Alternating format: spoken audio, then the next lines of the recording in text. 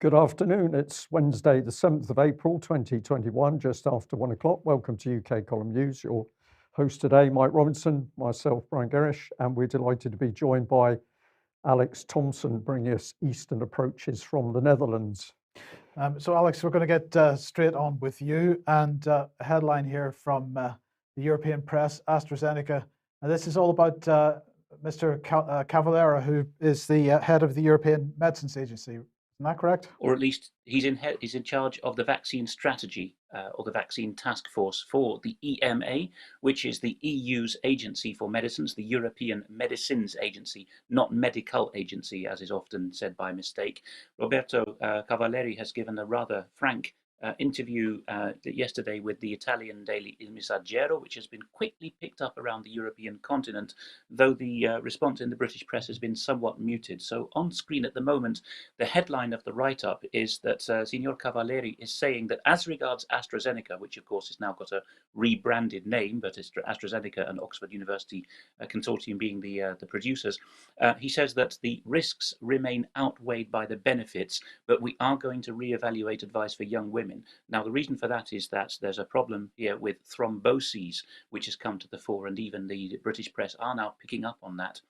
And the particular problem seems to be related, not that I am a doctor, but what those qualified are saying, it seems to be related to instances of thrombocytopenia or lack of platelets in combination with thromboses. Signor Cavalleri's point there is that young women in normal circumstances are the bulk or overrepresented in thrombosis. So Cavalieri is saying we may actually reevaluate our opinions on how to on whether young women should receive the AstraZeneca vaccine, but in general terms, he's very careful to say it's outweighed.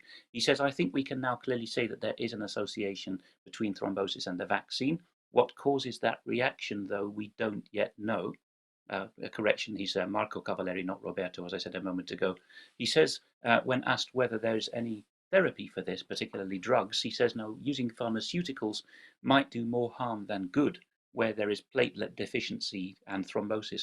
And he says we don't yet know what the mechanism is, which is quite significant, as people will see in a moment, because Cavalieri is being very careful here not to rock the boat as to the usefulness and soundness of the vaccination strategy as a whole.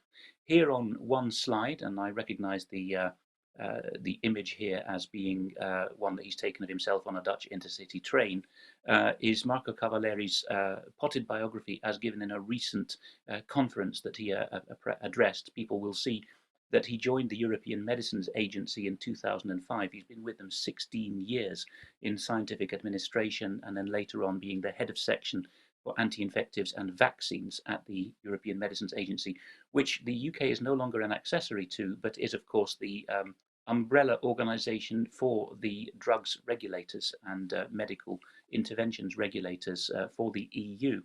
The Guardian, as of last night when I put this together, had a little coverage, but what it was saying was that the World Health Organization was responding to this EU level note of caution by saying there was no reason to change their own view, which is one that Cavalieri himself stressed, that the benefits continue to outweigh the risks. As of last night, that was the only coverage in The Guardian. They didn't really want to make a piece of the item itself, unlike much of the continental press. Many of the continental countries have suspended, partly or wholly, the AstraZeneca treatment, but they did at least want to wrap it into coverage saying nothing has changed at WHO level. It should be noted, though, that the head of, or the chief scientific officer on the live stream on Monday, on the UK government's live stream on Monday, was saying, you know, we're not going to be rolling vaccines out to children because, and particularly speaking about younger people, because this seems to be mainly affecting younger people. So there's clearly a recognition within the British government that this is an issue, Alex. Yes, like Marco Cavalieri at EMA level, they are at least breaking cover now enough to say that the line might not hold for young people and particularly young women.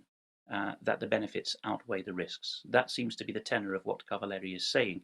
But there is a determination that older people should continue to be told you must get this despite the risks. And of course, I must stress again, this is AstraZeneca we're talking about, recently renamed to something beginning with a V, not the other vaccines that are being offered for COVID-19. However, as regards those other vaccines, the gene therapy vaccines, there is something very directly relevant which has come up with Dr. Mike Yeadon speaking not for the first time to James Dellingpole on the Dellingpod. This 31st of March edition of the two speaking, not the earlier ones, the 31st of March Yeadon-Dellingpole conversation on Rumble, has given us an inordinate amount of attention from viewers saying you really must talk about this. Now, it's not our job to push or endorse what is being said, but since Yeadon has decided to pull out all the stops here, probably in response to hatchet jobs done against him in March, he's decided to put on the table now everything he was probably going to say in a trickle. This is probably a very significant interview for people to go to, and it has been re-uploaded to many sites. So Yeadon, for those who don't know, was in fact a vice president and chief scientific advisor at Pfizer a decade ago, and he is specifically talking just before Cavalieri came out with this overnight with this splash. As of a week ago, when this came out last Wednesday, Yeadon was already saying there is a problem with this thrombocytopenia and associated thrombosis, and he says that he thinks he's identified the mechanism. So just before 18 minutes in that interview with Dellingpole, Dr. Yeadon says that the spike protein, which all the gene-based vaccines express, so he is not necessarily talking about AstraZeneca here, but the others in particular, that the protein that we keep hearing about that's expressed is not just some passive anchor or hook. So he's saying, don't fall into this cartoon view of things, that it's just a way of attaching itself. No, the damn thing, says Yeadon, is biologically active. So this spike protein is a fusogenic protein. It makes cells stick together. It is a glue at cellular level. Now he goes on to explain, inconveniently, it's capable of initiating blood coagulation and activating the immune complement pathway. Now this does seem to be Dr. Yeadon's particular background, the immunological side of vaccine research, which he was, at least before he changed his mind on certain things in some time in the last decade. He does seem to have been one of the world leaders in that field. He's now being lambasted by his former colleagues as being irresponsible in many ways. You can see evidence of that, which is, I think, a tacit admission that his facts are not wrong, or that he's not, talking out off the top of his head or out of his depth. If the worst they can throw at him is you're being irresponsible by not towing the party line.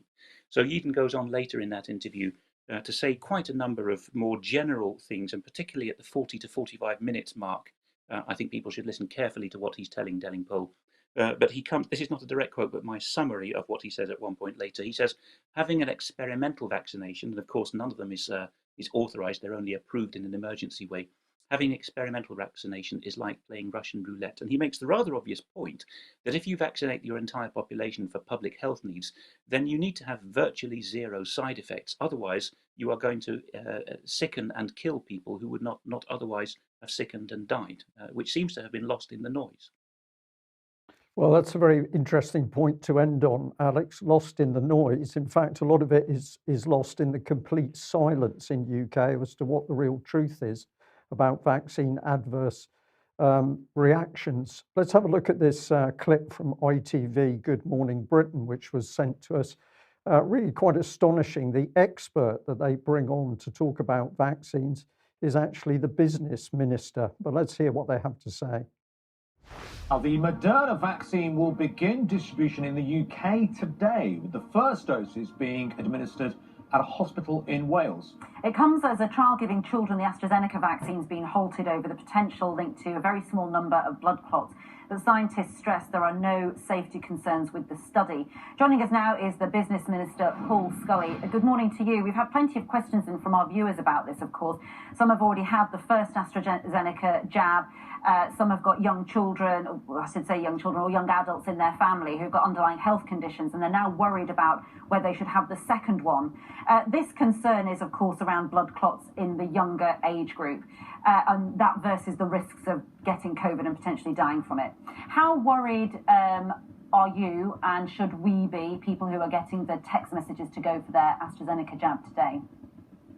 Yeah, no, I've had an AstraZeneca vaccine myself for the first dose, and no, absolutely. Look, I think the MHRA and AstraZeneca themselves will continue to look at the latest information, the latest data, but the advice is absolutely clear from both of them. If you are invited to have your vaccination, either first dose or second dose, please do go and get it. You are far safer getting the vaccine, and a very small probability that is appearing here, and within that probability, there's no proven causation between the two. So that's why they will look at the link, but it's absolutely the best advice to go and get that jab. But Germany has announced that they are banning the vaccine at the moment for people under 60. Is there a possibility, even a possibility, that could happen here in the UK? Well, I've seen no suggestion that was even the case here in the UK. The MHRA have been really clear that you're more likely to have side effects of taking aspirin than you are with this. It's 0.000016% that there are people having clots, and as I say, that's not even necessarily a causation, a causal link between the two. So it's really important to keep this in perspective. You're far safer getting the jab. That will keep you healthy, keep everyone else healthy, and of course get us back to a semblance of normal life. Yeah. But until that research is done, there is a bit of time in hand. Do you think that there is a possibility that there will be a slowdown of the rollout of the AstraZeneca jab for those who are perhaps under 40? Well, I don't think so, not because of this reason. I think the biggest risk actually to people's safety is the speculation around it. So I think that's really important that we remember that. But no, what we're finding is that we're on plans for the vaccination program itself. The supply itself will always go up and down. We're catching up with the second doses now because those people that went at the beginning have had their 12 weeks. But there's no sense that we need to slow down for any other reasons. But clearly, as you say, the tests are paused for children, but that's very different for the age groups that you're talking about. Now, well, there we had it. So a clip which was supposedly about problems and adverse effects, and the one thing that didn't get discussed in any detail whatsoever is what those adverse effects are, what the dangers are, what the statistics about those adverse effects are. Simply a discussion which constantly comes back onto the fact, don't worry about the problems, just get those vaccinations in. And as of course he says, well, yes, maybe we're having a look at it in relation to the children, but for older people, no problem, go ahead with the vaccinations. So I just wanted to, just pick up, where are we? Come back, pick up on what Ranveer Singh said. At one point she says, as a trial giving the AstraZeneca vaccine to children has been halted over the potential link to a very small number of blood clots. So there's no detail there at all. There's no examination of the actual statistics that we've got, and the language is undermining concern as to what's going on. She says this, the scientists confirm there are no safety concerns with the study. But how do we know that? Because what investigation has been done and what information has the public been given? And of course, the business minister, the ideal man to comment about vaccines, because that's what it's about, vast profits, some 15 billion US dollars for Pfizer alone, I seem to remember. And he says, yeah, no, look, you're more likely to have side effects from taking aspirin than you are with this. But the public, of course, hasn't been shown the statistics. And of course, I doubt whether Paul Scully himself has actually looked at the statistics. But let's call up the government's own statistics on strokes. So here we're principally looking at problems with clotting. So for Pfizer, we've got 96 cases, main cases, a whole range of other cases alongside that with 4 deaths. AstraZeneca, 197 with 18 deaths, but that's not shown on the ITV news clip. So all of the facts about the risks of the vaccine have been censored out. And let's look at another angle. Rashes are often talked about as if this is a minor side effect. Well, this is the Daily Mail with an article about a lady whose face, arms, chest, back and legs erupt in agonizing red rash. For those of you that don't believe a rash is an important thing, well, this is the condition of this lady's body. She says, my skin was so sore and constantly hot. I've never felt pain like this, and to say it's been the worst time of my life is an absolute understatement. Pictures of the rest of her body. This is a lady incapacitated as a result of rashes, and the rashes are affecting very large numbers of people. So here we've got for Pfizer 1,707 and AstraZeneca 2,940. This is not being talked about by ITV or the BBC or the government or the NHS or the MHRA. And if we just add in the deaths here at the moment, Pfizer 283, AstraZeneca 421. And if we look at total adverse reactions, we're on 116,000 plus for Pfizer and 377,487 for AstraZeneca. So nobody wants to talk about this. And if we look at the NHS, here they are tweeting. And what are they saying to the public? In the UK, a vaccine is tested through 3 clinical trials before being rolled out as a vaccine. The COVID-19 vaccines were tested on 30,000 people.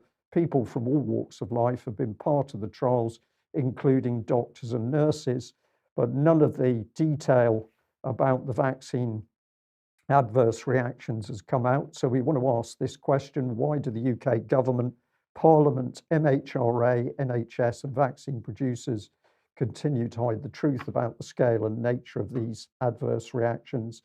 And we note that the BMJ is again printing information, this time from hospital consultants, warning of vaccine risks. And this consultant says the levels of sickness after vaccination is unprecedented and staff are getting very sick, and some with neurological symptoms, which is having a huge impact on the health service function. Even the young and healthy are off for days, some for weeks, and some requiring medical treatment. Whole teams are being taken out as they went to get vaccinated together.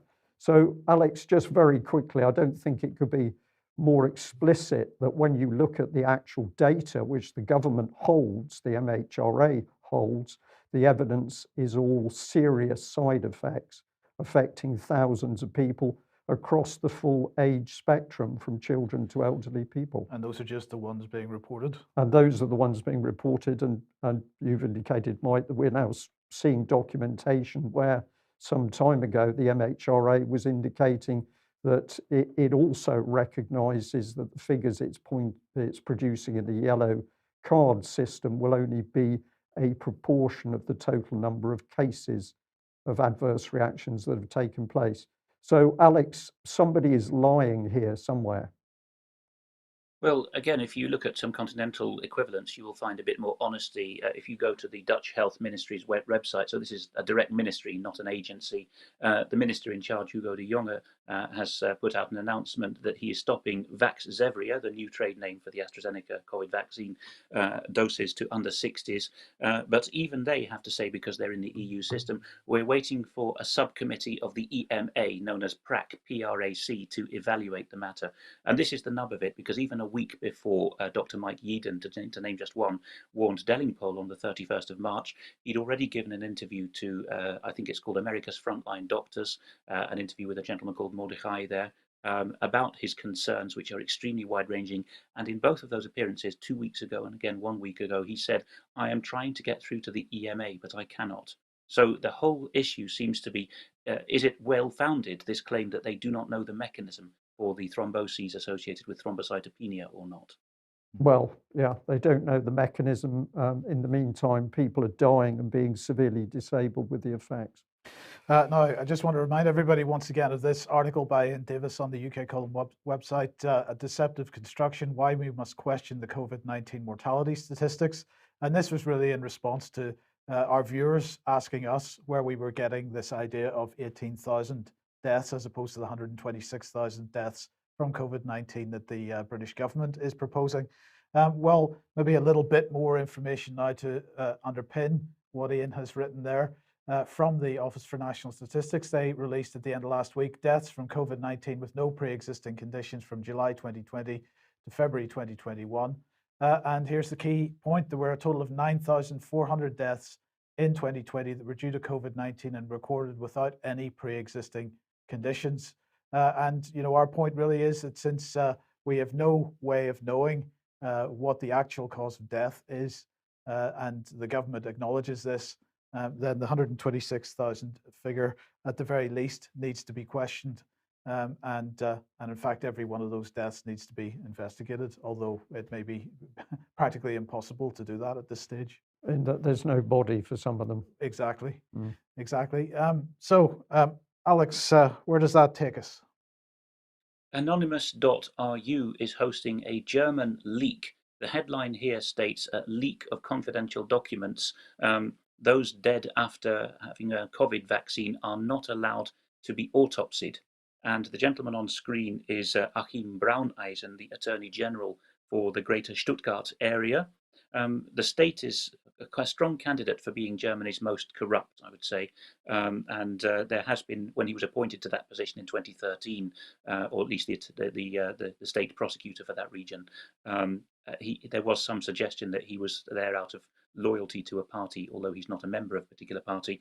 But anyway, the leak itself, in the good old-fashioned faxed format that still seems to be preferred by some continental prosecutors, with a blocked out recipient's name, is a letter from the state of Baden-Württemberg Attorney General Brauneisen, at least for the Stuttgart area, the main conglomerate, the main metropolis there, talking about or responding to this gentleman's request to have autopsies performed as a matter of prima facie criminal law on those who had a COVID vaccine administered prior to their demise.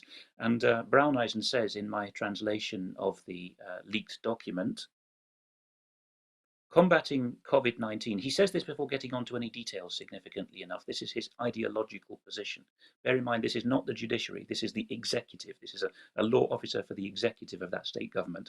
Combating COVID-19 is a whole state mission that calls for the cooperation of all domains of state force to join the fight. Indeed, the fact that he's talking in response is an indication of that, because the initial letter had gone to the police for that part of the country, and in response they find themselves talking to a government law officer, an attorney general. The blacked out addressee is then told, you view the prevention and combating of infectious diseases as indications for an autopsy. So he's spinning the question of vaccination to, but this is to prevent death. And Brauneisen says, I certainly see no grounds in criminal law for that. He goes on, criminal procedural law allows post-mortems only where there's prima facie suspicion of unnatural death and third-party involvement is apparent. So, he adds, investigative bodies have no powers to order autopsies to prevent or combat infectious diseases. More spin, of course. At most, this would be a matter for health officials. Now he gets really ideological. Brauneisen adds, I think it important too that serious sources do not concretely indicate any possible causality between vaccination and deaths of the elderly. How's he got this information? In classic continental legal style, he has decided to go and get information off government websites instead of looking for evidence. This is, I'm afraid, classic in Napoleonic law. You just look for people's arguments from official sources and then satisfy yourself that way. So he says, neither the Robert Koch Institute homepage nor the Paul Ehrlich Institute homepage, these are two institutes directly subordinated to the German Federal Ministry of Health, contains any valid indications of such. The instances of death discussed, he adds, on those Ministry of Health websites rather seem to exclude any vaccination causality. So now we have squared the circle, really. He's gone straight back to those institutions, the equivalent of the American Centers for Disease Control in Atlanta, which, as we have repeatedly covered, have serious questions about the ideological motivation and even qualifications of the people in charge. So the government has received a complaint, it's been passed to the government to deal with, more particularly the executive, and the executive has then gone to look to an executive website to find out what the problem is. Any judicial involvement here has been entirely excluded by political intervention, no separation of powers. And just as a codicil to that, last week I showed some more German write-ups, which a viewer then asked for the source of, and the viewer maintains a site, outersite.org. If you look at the recent update on that page called Freedom or Irrational Fear, you will see the statistics I showed just on a phone screen last time I appeared with the huge spike in the last month or two of adverse drug reactions in the terms of the individual case safety reports for the European Economic Area, the area of remit for the European Medicines Agency, or EMA. So this is EMA data extracted from, shall we say, the furthest back of the back screens of the website and presented visually. And a further visualization of that on the next slide shows the total number of adverse drug reaction reports per month. And you can see, as of 3 months ago, there was a doubling, and then 2 months ago, a further doubling, which has maintained last month. So outersight.org is a good site to follow that trail through. The data is there, but it's very cleverly and deceptively presented on the official sites, particularly the EMA. Yes, and so a question which continues to need to be asked and potentially answered is whether there's any justification for this mass vaccination program in the first place. Well, here's another scientific paper, not peer-reviewed yet, but nonetheless of interest. A majority of uninfected adults show pre-existing antibody reactivity against SARS-CoV-2, and this is what they say. We determined that more than 90% of uninfected adults showed antibody reactivity against the spike receptor binding domain, N-terminal domains, or the nucleocapsid protein from SARS-CoV-2. It goes on to say, we conclude that most adults display pre-existing antibody cross-reactivity against SARS-CoV-2, which further supports investigation into how this may impact the clinical severity of COVID-19 or SARS-CoV-2 vaccine responses. This is extremely important. But of course, if we go back over the last several months, it's not just antibodies, it's also T cells, indications of cross-reactivity. And even the BBC has mentioned this. This was from July last year. Coronavirus immunity may be more widespread than tests suggest. And so let's just have a look and see what they're saying here. People testing negative for coronavirus antibodies may still have some immunity, a study has suggested. So this is similar to what that study we just showed you is indicating, because obviously people would test negative for coronavirus antibodies if you're only looking for coronavirus antibodies for SARS-CoV-2, that is. But of course, you're getting a broader immune response from other immunity that you may have had in the past. For every person testing positive for antibodies, 2 were found of specific T cells, which identify and destroy infected cells. This is reinforced again by another article here from Science from the middle of last year or so. T cells found in COVID-19 patients bode well for long-term immunity. Another paper, targets of T cell responses to SARS-CoV-2 coronavirus in humans with COVID-19 disease and unexposed individuals. And they say that, unimportantly, we detected SARS-CoV-2 reactive CD4 T cells in 40 to 60% of unexposed individuals, suggesting cross-reactive T cell recognition between circulating common cold coronaviruses and SARS-CoV-2. And we've got to remember that even the people that invented the AstraZeneca vaccine have made similar comments. This is Sarah Gilbert, the woman who's responsible for the AstraZeneca vaccine, saying it's possible we are underestimating natural or already acquired immunity to the virus. There's certainly evidence that people have not developed antibodies but have developed a T cell response. And also her colleague, Sir John Bell, saying this again for the middle of last year. So there's probably background T cell immunity in people before they see the coronavirus. So paper after paper, study after study, comment after comment, highlighting background immunity, both from antibodies and T cells. But of course, T cells get a bit tired once you're over 65, which is why. So look, the question has to be asked then. This is the question I'd like an answer to. If all of the above is true, then what effect does a vaccine-derived specific immune response have on this general immune response? So if we're seeing paper after paper coming out and showing a general immune response, both with antibodies and T cells, but then we train the immune system with a vaccine, what happens to that general immune response? Does it get suppressed? Do we lose that general immune response? Are we replacing a general herd immunity with a specific one to a specific strain, and therefore leaving ourselves open to other strains later on? Well, that question needs to be answered. needs to be answered. Interesting, Mike, it takes the UK column to ask that question in the first place, when of course it should be the government, it should be the NHS, should be the MHRA that's asking that very question. Well, more importantly, it should be the mainstream press and media, Brian. They don't exist anymore. No, I indeed. refuse to believe they exist anymore. Indeed they don't, and we're as going we to will come on see. to that in one second. But let's just have a look at this article, which was posted by the BBC while we were off air. Vitamin D, the truth about an alleged COVID cover-up. And they're saying, as COVID-19 swept the world, so did misinformation about how to treat it. But sometimes misinformation can develop even around ideas that have some truth to them. And that can be the most difficult to tackle. So the BBC acknowledging here that it's their role to tackle what they describe as misinformation. So they're taking an active role in this. And they talk about hydroxychloroquine, they talk about ivermectin, and they talk about vitamin D. All are or were being studied, suggesting that a treatment could be effective, and then finding it isn't upon further research is all part of the normal scientific process. But online, earlier low-quality research can be shared out of context, and the confusion that this creates can be exploited by people promoting conspiracy theories. There's some logic behind why vitamin D might be useful in treating or preventing COVID, they say. It plays a role in immunity.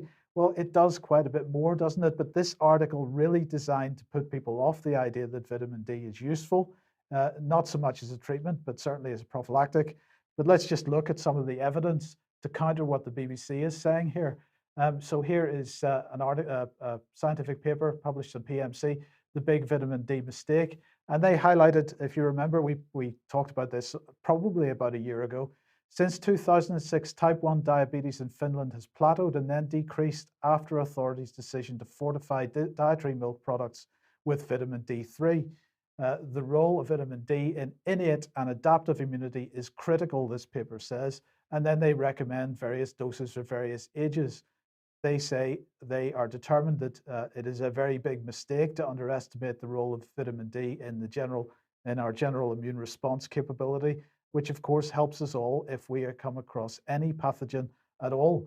Here's another example: effective calcifidiol treatment and best available therapy versus best available therapy on intensive care unit admission and mortality among patients hospitalized for COVID-19, a pilot randomized clinical study, and it's talking about the same type of thing. And that's another source of scientific papers there, Mike, from people looking at that. That has come from a genuine source. Yes, absolutely. There's another one. Vitamin D supplement could reduce death in COVID patients, Spanish study says. Another reason vitamin D is important, it gets T cells going. Well, this is from Scientific American. Let's have another one.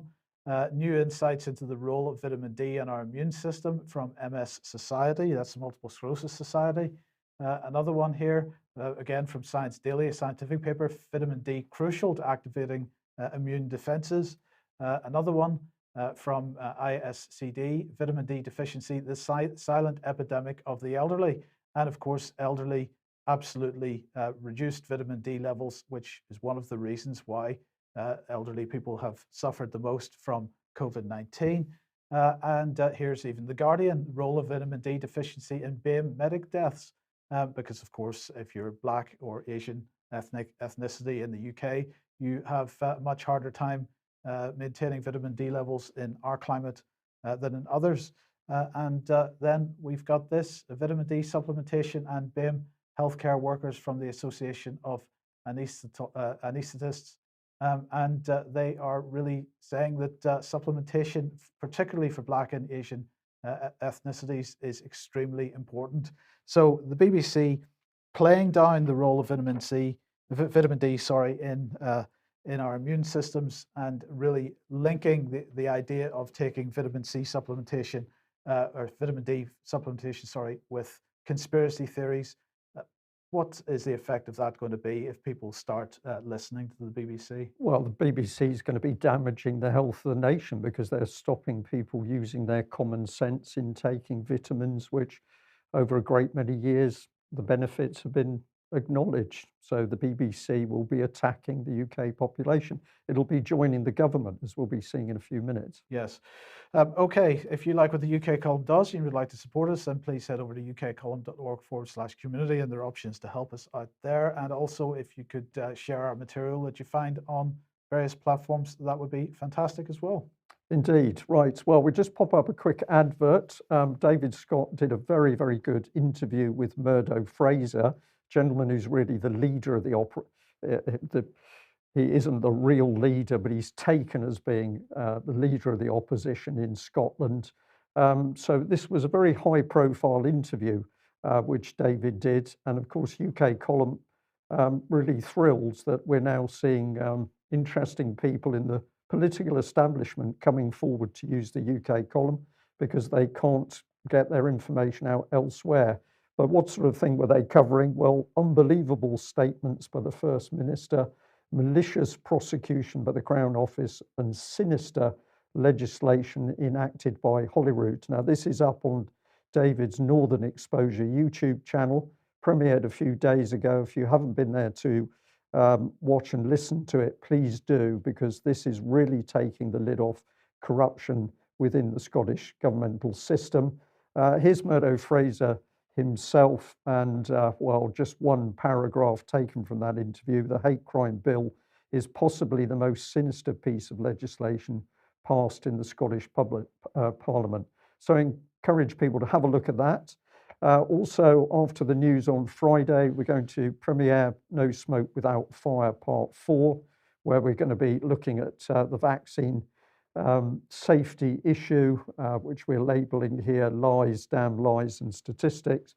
And I think there's going to be a lot of very good information in that interview with former NHS nurse Debbie Evans. So look out for that on Friday after the news. Now, I'd like to say we're getting a lot of information from people now on the subject of adverse effects. I can't cover it all, and we're particularly full of information in today's news. But I just want to say that these emails are coming in where people are reporting that relatives and friends and colleagues are having vaccine adverse effects. And this one, of course, is back on the subject of a stroke.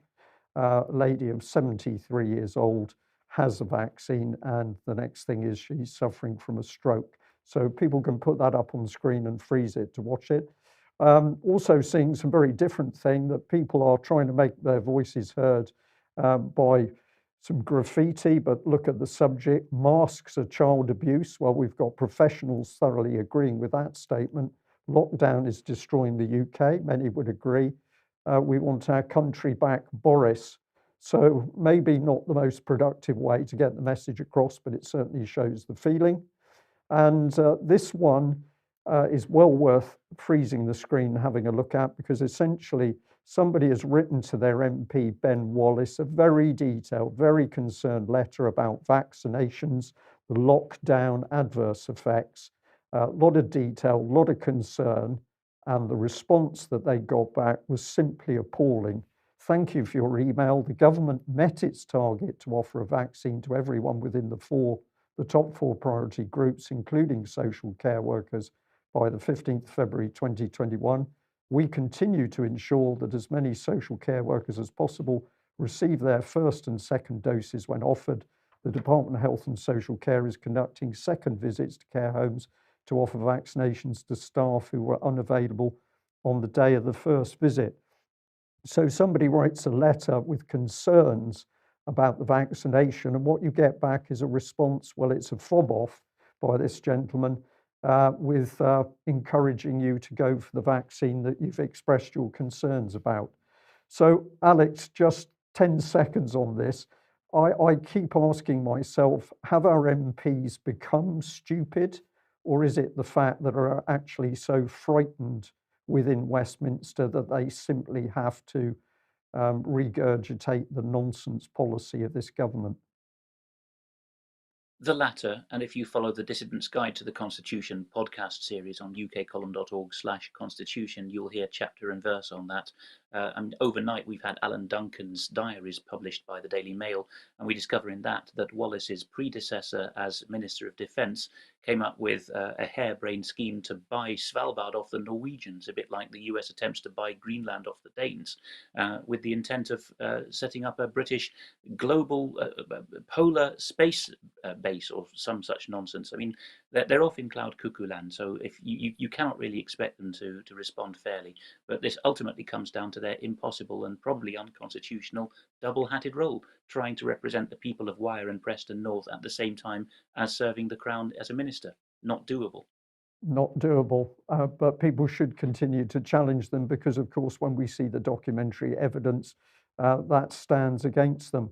Now, another excellent email here, please read it. You have to freeze it on screen to go through the detail, but it's about Keel University. And what it's saying is that they stopped to study into the effects of aluminium.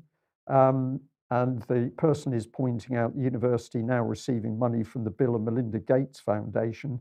But this key research was stopped after the university started to engage with Bill and Melinda Gates and take their money. This was given to us in an email, but it's backed up by a very good article here by Global Research, which is entitled Keel University Cancels All Aluminium Research After Scientists Links Aluminium in Vaccines to Human Health Problems. So now we can see the relationship, or the unhealthy relationship, with the Bill and Melinda Gates Foundation and the fact that a study into damage from vaccines through aluminium has been cancelled. Well, the press over the weekend did come up with some things of interest. This was the Telegraph, the state of fear, how ministers use covert tactics to keep scared public at home. Now, what's the Telegraph talking about? Well, it's talking about the use of applied psychology that was detected within the SAGE minutes back in March last year. And somebody wrote a letter to the Telegraph, and the name's quite famous, Frederick Forsyth, and he says, "Congratulations to the Telegraph and Gordon Rayner for revealing that the campaign of mass fear that reduced a once brave nation to trembling terror was deliberately organised to secure obedience to the policy of lockdown." And he ends his letter by saying those responsible should be identified without delay and ousted from all office over us. Well, I would say that would be the first step. The second step is they should be lined up, ready for appearance in court.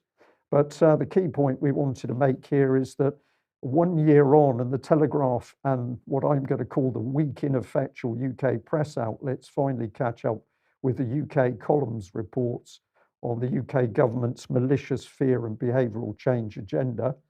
The Express carried the story as well. This was just a variance on the Telegraph story. Here's the Mail. Now, the Daily Mail did something particularly devious in one of the sub-paragraph headings because they introduced the word allegedly. It allegedly said that people still do not feel sufficiently personally threatened. There was no alleged in this because that exact sentence was in the original SAGE minutes. And if people go to those minutes, they can see that. Now, I've just taken a synopsis of the minutes here. You can find this if you go to the SAGE webpage and look for their minutes section. You want the 22nd of March 2020. And this is where the dirty deeds were being done together with Spy B, the behavioural science subgroup. And what were they talking about? Well, this was the overall grid. They were going to use the media to increase the sense of personal threat, the media to increase the sense of personal responsibility, to promote positive messaging, to tailor messaging, to use and promote social approval for the desired behaviour. And that last one, number 6, is particularly dangerous because effectively it's turning members of the community against each other. And just before you move on to the next one, the 11th of May 2020 is the key date if people want to see the original report on the UK column news. Yes, that's correct. Yes. So UK column over a year in advance of the old media. So the Telegraph, I don't think, has got anything to crow about. And of course, the Telegraph in 2021 still doesn't mention this document.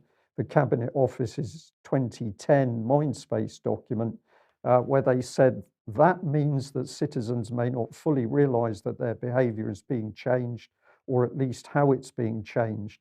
Clearly, this opens up the government to charges of manipulation. And that, of course, is exactly what the government is doing, using malicious applied psychology to make people frightened of COVID so that the pharmaceutical companies can sell their products for billions of dollars of profit. Now, on the Monday live stream, Boris Johnson announced that there would be 2 tests a week available for every human being living in the UK. So he was encouraging people to use the free NHS tests, even if you don't feel ill. So we've got to use the tests even if we don't feel ill. He's looking very ill these days, Mike. I know that's a snapshot, as it were. But if you look at Boris Johnson, he is looking more and more ill. I wonder how great the pressure or possibly the blackmail is on him. Well, indeed. So anyway, we've got to use the test even if we don't feel ill. If anybody's in any doubt as to what's going on here, well then maybe, and thank you very much to the viewer that sent this to me, maybe this gives us a clue. There is a job being advertised. It was posted on the 30th of March 2021 on the government's Find a Job website. It pays £750 per day, subject to IR35 status. It's a full-time job. The closing date for applications is the 28th of April 2021, and it is for the interim head of asymptomatic testing communication. So it's not about testing, it's about communication about testing. And here's the key phrase. You will be primarily responsible for delivering a communication strategy to support the expansion of asymptomatic testing that normalizes testing as part of everyday life. That's what's going to happen. Testing is now going to be a normal part of everyday life.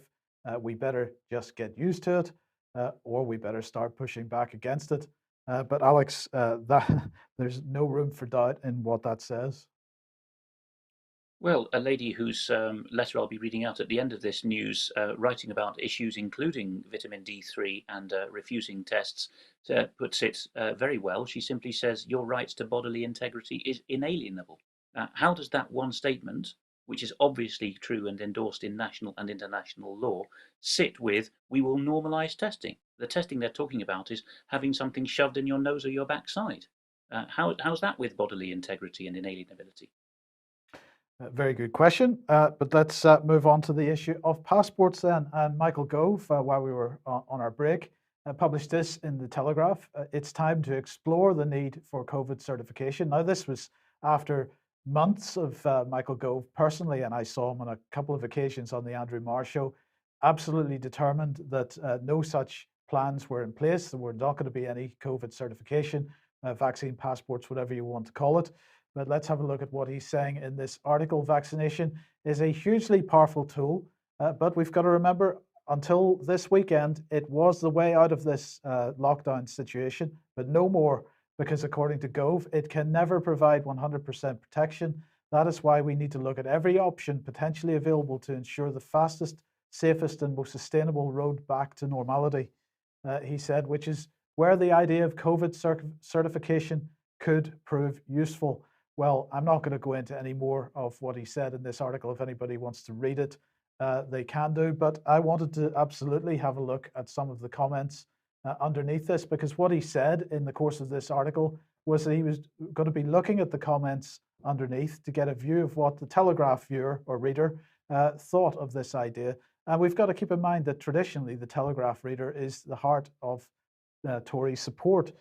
So let's have a look at what some of these comments say. Here's Elise Mason, saying, no, this tyranny has already stolen a year of our lives and must stop immediately. No more lockdown, business closures, useless masks, anti-social distancing, or this insane terror campaign against the people of this once great nation for a seasonal bug little worse than a bad flu, and which has a 99.8% recovery rate. John Smith saying, please listen to the podcast between James Dellingpole and Mike Yeadon, who held a very senior position at Pfizer. In this instant, literally insane for people at very low risk from COVID to take a new vaccine that uses a whole new method of vaccination. Well, in fact, Mike Yeadon posted his own comment. He said, Gove, you stupid evil man. Vaccine passports often offer no advantages to anyone. except the totalitarians, so the psychopaths who will anyway foist them upon us. They'll be used to enable massive depopulation. I presume that. I mean, that could be somebody pretending to be Michael Yeadon, but anyway, that's what he posted, or what the person under that name posted. And then we get Charlie Banger Stevenson here saying we need a new word for loathe. In fact, I loathe you and your corrupt, evil contemporaries so much that I fear I may be heating the planet with my incandescent ire, burn in hell. And we have John J.H. saying, looks like I'm on my own here this morning, but I'm very much in favor of COVID passports. And there were only one or two people taking this position. And quite often to this kind of comment and response, and who do you work for? Some of the other responses overtly suggesting that people were working for 77 Brigade and Yeah, so it's on. interesting that one doesn't have a full name. Okay, other Yes. people might use a false name, but that one doesn't try to go for a full name. So what's Parliament going to do, because there's going to be a vote on this? Well, perhaps we get a clue from Sir Graham Brady, who's of course chair of the 1922 committee, who says that vaccine passports are intrusive, costly and unnecessary. He says the UK is currently in an enviable position where more than half the population has got antibodies. So there is some discussion about there being a rebellion within the Tory party, about 60, 70 perhaps, voting against the possibility of vaccine passports, and the Labour Party talking about doing the same. So perhaps now is the time for you to make your position clear to your party representative and leave them in no doubt as to which way they should be voting. Yeah, go for your MP, but also for the local party chairperson, because these people are very influential and they get very upset when they believe that voters are leaving the party. So don't forget to write letters and emails to the local party chairman. Now, we did mention this before, but Alex, European plans for vaccine passports were in place 20 months prior to the pandemic. Coincidence, asks the Dr. Rath Health Foundation. And this piece has been syndicated by others in the free media, but the two links indicated in purple on that screen are the two ones which I've blown up here. The first of them from the European Commission, which is the civil service behind the executive branch of the EU as a government, who actually have the right of drafting all legislation and proposals. They drafted in April 2018 a proposal for a council recommendation. That would be the Council of Ministers of the EU. So it's very much like at national level, civil servants saying, Minister, would you mind awfully making this speech? And then if you look at the roadmap on vaccination, which the European Commission came out with, there in the right-hand column under 2022, you can see that as of the second quarter of 2019, the anticipation was that in 2022 there would be a common EU vaccine passport. So yes, we have mentioned this before, but this is a good write-up by Dr. Rath's Health Foundation. And like all the other links here, if people are dependent on YouTube to watch this material, wait until about 3 or 4 hours after upload, early evening British time, after an upload of a news, of an episode of UK Column. And thanks to the sterling efforts of a few people now, there will be links in the video description, which you can expand under the video pane to follow the links to all the things that we discuss. Yes. Okay, now, thanks for that, Alex. Let's just bring this on screen. This is the UK Social Mobility Commission. And I only want to mention this very briefly because this is another government agency or government NGO which has been moved into the Cabinet Office as of the 1st of April. I wasn't sure whether that was the 1st of April, an April Fool's joke or something. But anyway, this is, of course, the Social Mobility Commission is all about trying to make sure that people have the ability to move outside their normal social class. And it's now sponsored by the Minister for Women and Equalities as part of the Equality Hub inside the Cabinet Office. And yet again, we've got more fusion in government, but it doesn't end there because we mentioned last week that this is Matt Hancock, of course, talking about the the UK Health Security Agency, a new agency, again, merging other agencies. So it was formally established on the 1st of April 2021. It transfers staff and systems from Public Health England, from NHS Test and Trace, and the analytical capability of the Joint Biosecurity Centre into this one organisation. So the question is, who's going to be in charge of that? Well, it is this lady, Dr. Jenny Harries. Well, let's just have a look at her CV. She played central roles, according to the British government, in the UK's response to COVID, Ebola, Zika, monkeypox, MERS, and Novichok. So that the latter definitely guarantees that she's the right person for the job, Brian. She is previously Deputy Chief Medical Officer for England. She was Regional Director for the South of England at Public Health England. She was Joint Director of Public Health at Norfolk County Council, and she was Joint Director of Public Health at NHS Swindon. She was also Local Director of Public Health at Monmouthshire Local Health Board, but she was also a member of the Joint Committee on Vaccination and Immunisation since 2007. I think she's still retaining that role, even though she's being put in charge of the new UK HSA. But the other thing to note about this, Alex, I just want to get your thoughts on this. This new agency is going to protect the country from future health threats and pandemics quickly and at greater scale.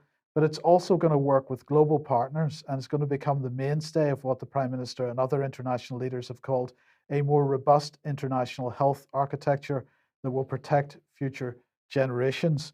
Where could it go wrong? Well, to have an international health architecture, you need to have treaties setting up supranational bodies that commandeer national executives and national judiciaries and national police and national health trusts, don't you? So that's where that could go wrong. The Cabinet Office, as always, is the repository of these things. In our last 2 episodes on democracy in the Dissident's Guide to the Constitution podcast series, we have been picking apart what democracy means. And one of the very things we said was that it's all inspired by the French revolutionary trio of liberty, equality, fraternity. Well, there's an equality hub at the Cabinet Office, but there's no freedom hub and there's no brotherhood hub, is there? Yet another indication that in the modern sense of the word democracy, it's equality, equality, equality, über alles, and equality there means envy and no one allowed to be better or healthier or wealthier than anyone else. Yes, but of course that other word is increasingly being used, equity. Yes, equity, of course, historically meaning a fair and just outcome, and it has a completely different meaning in English law than what it historically than what it does now. It means having a conscionable outcome, but now it means a bed of Procrustes, as I think I've said in the Dissident's Guide series. Anyone whose legs are too long need them lopped off. Anyone whose legs are too short need them racked and stretched out until we all lie equally on the bed of equality, and that is equity or equality of outcome, as endorsed by Kamala Harris and other notables of our day. Yes. So what's going on in Belgium? Le Soir in Belgium is reporting that, as is usual in the continental legal system, a court of first instance has taken it upon itself to smack the government over the wrists because it was by ministerial special decree that the COVID emergency measures were imposed on Belgium, and the state has now been found against and been told that if it doesn't rectify this legally within 30 days, there'll be a €5,000 a day fine on the government imposed by the judiciary.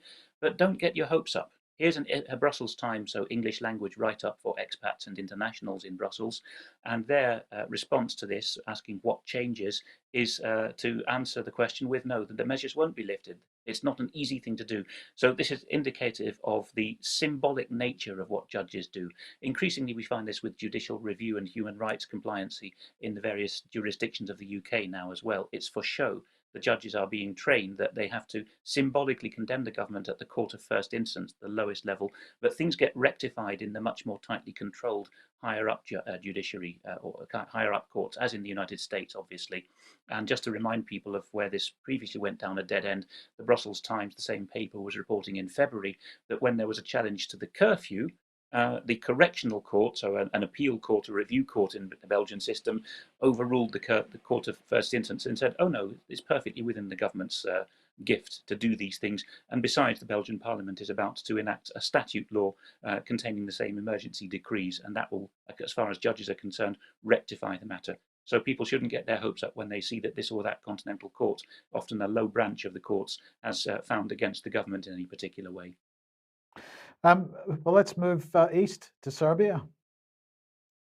Yes, the pictures here I've included because they're in the South China Morning Post write-up, but the copy is actually provided by Agence France Presse, so the French equivalent of Deutsche Welle or BBC World in many ways, or Voice of America, the outward-facing public service body, or rather France 24 has covered it, which is that, but Agence France-Presse is the French Reuters. It's a news agency supplying globalist compliant copy, and the Agence France-Presse copy is about the Serbs saying no in rather large numbers to the 2 or 3 million vaccines that have been stockpiled against COVID in the country. And they've even started saying that temporary residents and other foreigners, even vaccine tourists, can start snapping up these unwanted and neglected stocks of COVID. So the write-up says that the president, whom they disdain, of course, at Agence France-Presse, because he's what they call a populist, Alexander Vucic, has taken to begging the people, please, I implore you, get a vaccine. I beg you in the name of God, take them. And that has not been successful so far. They go on to blacken the name, of course, of what they would call anti-vaxxers and vaccine skeptics and fearmongers and conspiracy theorists. Parts which I've not put on screen include police arrests of those posting their concern about the vaccine situation. But the twist in the tale at the end is we discover that Vucic himself has dodged the needle so far, despite endlessly trumpeting his inoculation in local media. Vucic believes that once he does finally get vaccinated, 500,000 Serbs will follow his example in just a week. So the stench of hypocrisy comes off this article, of course. I just wanted to say that, Alex, we can, of course, really understand why the BBC wants to get its tentacles into these eastern states to influence the way the local populations think. This is what BBC Media Action, BBC Monitoring, and the BBC teams want to do. They want to get the BBC voice into these areas and try and regain or gain control of the minds of the population. Now, Alex, a few days ago, you posted an opinion piece on the website, COVID, I refuse to comply for the sake of my son.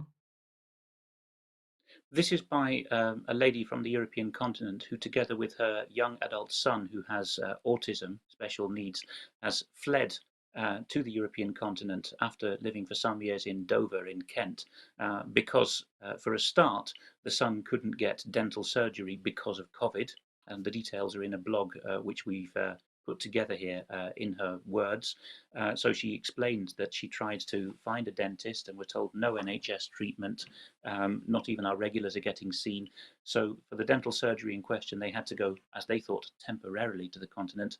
While there, it took 3 months in the end. The situation tightened up so much in Britain that her son, who is, of course, frightened enough of dental treatment and terrified of masks and tests, was asking his mother, if I go back, am I going to have things jabbed in my face?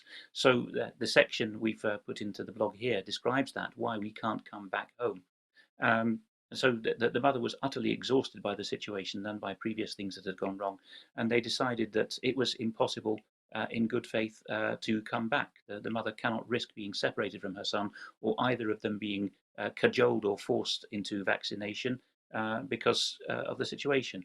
So we put together, we haven't actually put the fundraiser up yet because I would like to ask viewers to suggest to us under the upload of this, or by email to alex@ukcolumn.org, which fundraising platform they think is least likely to do the dirty on us. I think we have a good pool of experience among our viewers, but we have a modest need for a fundraiser now to take this young man's possessions and his mother's possessions into safe storage out of the flat in Kent to somewhere local, and then in due course to bring them over.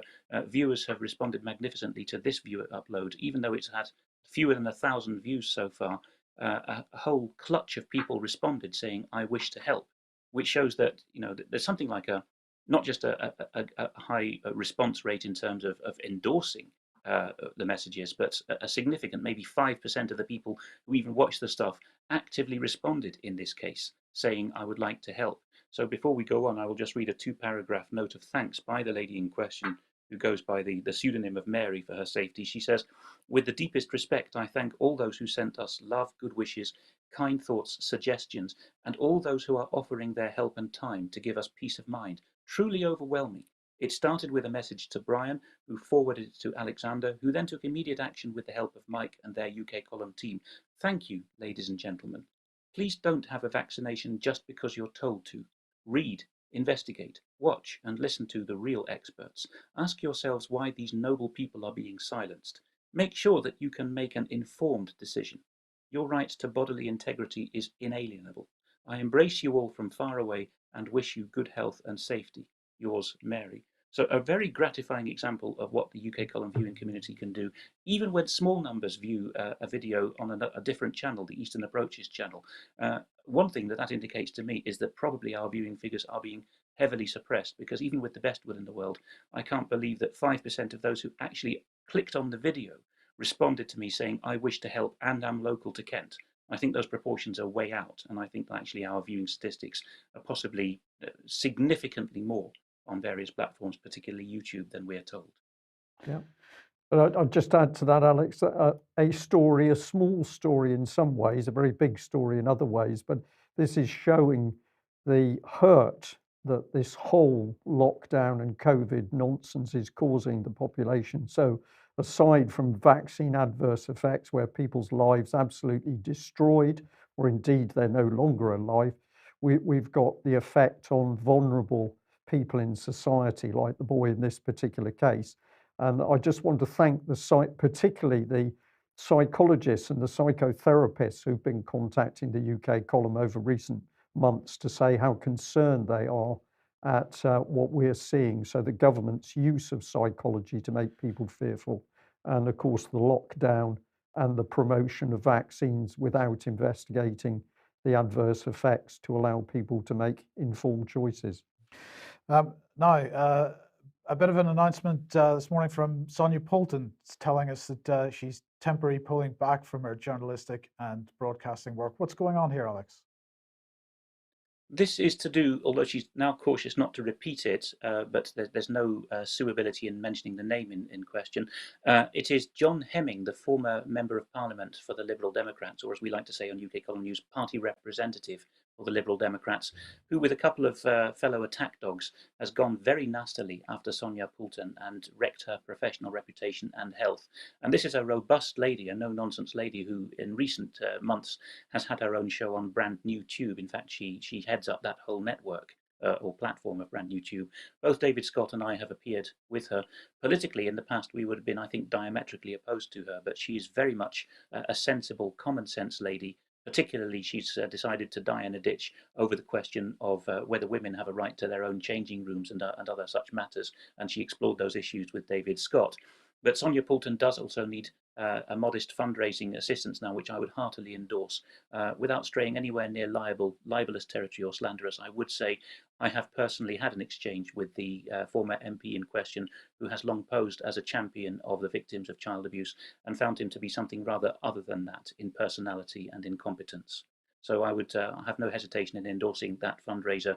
And here is the preferred means of getting resources to her via her bank account, which is on screen at the moment, a Barclays bank account. As regards the other fundraiser, which is necessary to compensate the wonderful viewers who've already started giving up their time from work to move stuff out of the flat in Dover, that fundraiser I'm sure we'll be announcing on at least the Eastern Approaches channel, if not UK Column news and website in the coming days, once the crowdfunding wisdom of viewers has come in as to which platform to use. Okay, let's move on to this then.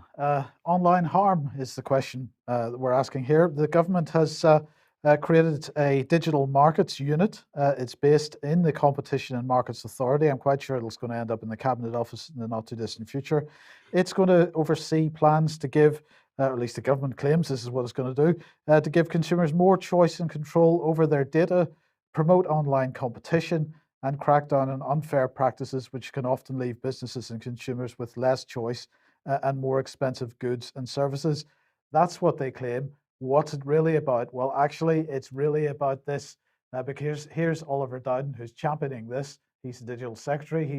He wants to defend the country from misinformation and digital interference. It's a top priority.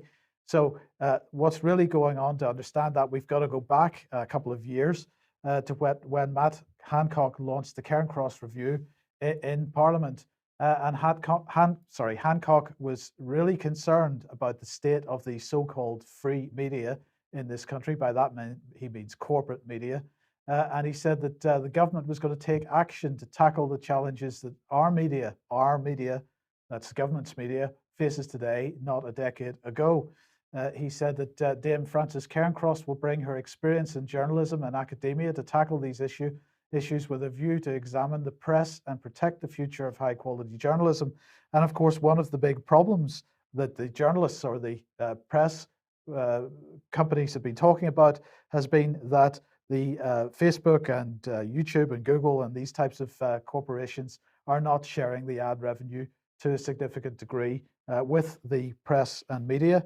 And therefore, the government is now creating this digital markets unit in order to regulate the online platforms and make sure they pay their fair share to the press and media, and make sure the press and media is underpinned financially, because otherwise, Hancock said that he trembled at the thought of a media regulated by the state in a time of malevolent forces in Parliament. Well, the media isn't regulated by the state. Sorry, in politics, yes. The media isn't regulated by the state. It's paid for by the state, as it has turned out. He said, get this wrong, and I fear for the future of our liberal democracy. Well, what he actually means there is that if they don't underpin the press and media and don't give them the money that they need, then the future of our liberal, he means his liberal democracy, is in doubt, because the opposition to that, to the type of democracy that they are building, will gain such traction that they won't continue in its present form. But this doesn't just apply to the UK, because the UK is now working with Germany, particularly with the equivalent organization, Digital Culture, Media and Sport in Germany here, to counter online harms. So this is encouraging UK-German technology collaboration to fight online harms. And last month, the Department for International Trade, the Department for Digital Culture, Media and Sport, and North Rhine-Westphalian Cybercrime Agency invited UK and German stakeholders, you'll note, to a first virtual roundtable on the role of innovation and technologies, to the role that they can play in fighting online harms. Now, what kind of online harms are they talking about? Well, they're talking about child abuse online, but they're also talking about disinformation and misinformation in the same breath.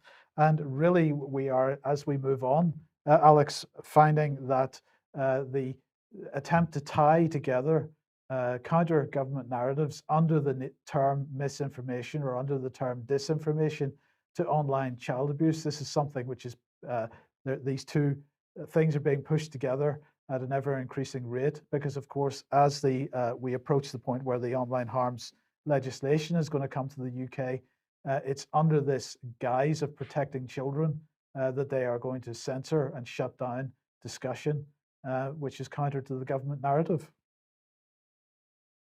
So I think the way to tackle this, if viewers are very concerned, is to put in their respective jurisdictions freedom of information requests on just how many times raids have been mounted or arrests been made of people under this new online harms banner for any child-related sexual crimes, because the cynicism in our circles is obviously that this is the sweetener, because nobody would oppose such the tackling of such horrors, whereas in practice what the regime wants, as Frederick Forsyth was saying in his piece about the Stasi, very aptly said, is to root out thinking hostile to the governing ideology. So by looking at statistics, just as we've done with COVID, you can, if this gets implemented, find out in practice that the attacking of paedophiles was simply a cover story, and that what these raids are really about is getting dissidents out of the way, which Germany, of course, has a long history of, particularly in that nasty state, North Rhine-Westphalia, where we've had many cases of people having their doors battered down for such accusations, basically for political crimes. Just a quick reminder, if anybody would like to get a bit of the history of this, head over to ukcolumn.org/censored, and there's a timeline there. It needs a bit of love. It hasn't been updated since the online harms white paper was, consultation was taking place. We will add more in the coming days and weeks, but if you want to get some of the background to this, that's where you need to go. And probably we'll end on this one. Thank you very much to our viewer, John, that sent it through to us. A tweet from Twitter safety. Over the next few days, we will be deploying automated tools to build on our efforts to label tweets that may contain misleading information around COVID-19 vaccinations. These tools will help our teams gradually scale their enforcement. yes, enforcement Yes. of our COVID-19 misinformation policies. So clear that we're going to get more censorship from Twitter, and of course, what don't they want to appear over the Twitter sphere are the statistics about the adverse effects of vaccines. And the reason that this is such a good topic is, of course, it's the government's own statistics from the MHRA about vaccine adverse effects that need to be brought in front of the wider public, because those statistics raise the questions themselves by the sheer number of people who've been damaged as a result of vaccines and the severity of those adverse reactions. So you don't need to prove anything, you just simply need to show the public the government's own data on adverse effects, so the wider public can make an informed choice as to whether they want to take a vaccine or not. So there's something very simple that a lot of people can do there. And of course, those statistics being posted on Twitter will produce an interesting result, because if Twitter censors them, then it's censoring the British government's own statistics. And we'll have a few questions on that. I think that's it. Alex, thank you very much for joining us. A very big thanks to all of our supporters and people who have been subscribing. We're up to over 90,000 subscribers on our YouTube channel. Can you help us get up to that magic 100,000 figure? That would be utterly wonderful. And just to re-echo Alex's fundraiser there, or his crowdfunder, a little bit of help to this lady could make a huge change in her life and that of her son. We'll be back on the for some extra on the UK column live stream in about 10 minutes or so, and otherwise we'll see you at 1 p.m. as usual on Friday. Yeah, excellent. Bye-bye. Bye-bye.